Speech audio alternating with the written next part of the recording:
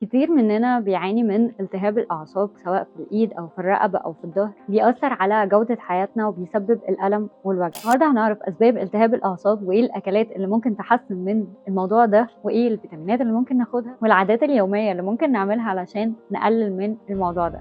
ايه هي اسباب التهاب الاعصاب؟ اول حاجه الأكلات اللي بتزود الالتهابات في الجسم، زي السكريات، اللحوم المصنعه، الزيوت المهدرجه. كل الحاجات دي بتزود الفري راديكالز او الشوارد الحره في الجسم، فبتزود الالتهابات بتاعه الجسم. تاني حاجه كتر اكل النشويات والمعجنات والسكريات، علشان بيسببوا مقاومه انسولين ومرض السكر اللي من مضاعفاته التهاب الاعصاب. ثالث حاجه العادات اللي احنا بنعملها غلط، لو احنا قاعدين على اللابتوب او ماسكين الموبايل او بنقرا حاجه وبنبقى موطيين رقبتنا كتير او قاعدين قاعده غلط، ده بيأثر على الفقرات بتاعه رقبتنا وعلى الفقرات بتاعه ظهرنا. كمان قله الحركه ونقص فيتامين دي بيسبب مشاكل كتير قوي في الاعصاب، بيزود الالتهابات. كل الحاجات دي بتأثر بشكل مباشر وبتزود الالتهابات بتاعه جسمنا، فبالتالي بتزود التهاب الاعصاب. طيب ايه الفيتامينز اللي ممكن اخدها علشان اقلل من التهاب الاعصاب؟ اول فيتامين هو الالفا لايبويك اسيد او ALA، ودي مادة أصلا بتتفرز في جسمنا بس بكميات صغيرة، وبرده موجودة في الأكل بس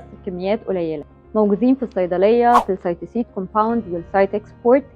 الاتنين دول بيحتووا على الألفا لايبويك أسيد، ودي بتتاخد قرص واحد في اليوم أول لما نصحى، وعشان نشوف النتيجة بتاعتهم بيبقى في خلال 3 أو 6 شهور. وزي ما قلنا إن هي آمنة جدا وملهاش أي سايد افكت، بس لو حد حامل او بترضع او في مشاكل في الغده يفضل ان احنا نرجع للدكتور بتاعنا. تاني فيتامين هو فيتامين بي، وده موجود في الصيدليه باشكال كبيره قوي، موجود في شكل حقن، موجود في شكل باتش بتتحط على اللسان زي الميثايل تكنو، موجود بشكل اقراص زي الميلجا والنيوروتون والنيوروفي. ممكن تختار الصوره والشكل اللي تحبه. بيتاخد قرص واحد بعد الفطار، او الحقن بتتاخد من مره لمرتين في الاسبوع على حسب الحاله. لو في نقص في فيتامين دي محتاجين ان احنا ناخد فيتامين دي سبلمنت بجرعه 10000 5 مرات في الاسبوع، وبرده موجود بكذا شكل في الصيدليه. نيجي بقى للاكلات اللي بتحسن من التهاب الاعصاب.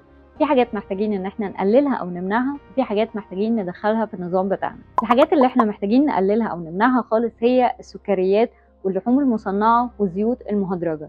الحاجات اللي محتاجين نزودها هي الحاجات الغنيه بمضادات الاكسده، زي الفلفل الرومي، الفواكه الحمضيه، الشاي الاخضر، التوت. كل الحاجات دي غنيه بمضادات الاكسده.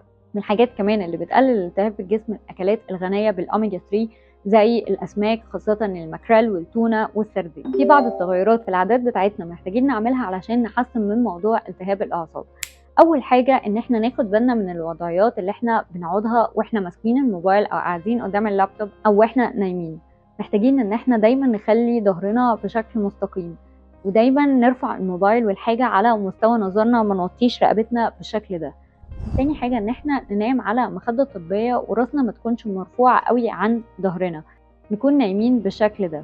تالت حاجة نحاول نحافظ على الاسترتشات اللي ممكن نعملها لو احنا بنقعد على المكتب مدة طويلة او بنفضل قاعدين مدة طويلة.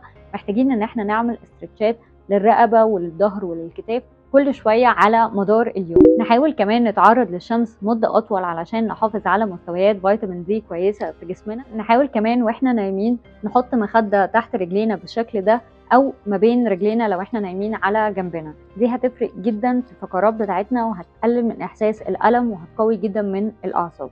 حاجة كمان علشان نحافظ على مستويات الانسولين في الدم كويسة ونقلل من مقاومة الانسولين، نحاول يكون في جاب ما بين الوجبات، على الأقل 3 ساعات ما بين الوجبة والوجبة، أو نحاول إن احنا نتبع نظام الصيام المتقطع. ده بيقلل إفراز الانسولين في الدم وبيحافظ على مستويات السكر في الدم مظبوطة طول اليوم. أتمنى يكون عجبكم الفيديو. Please like and share.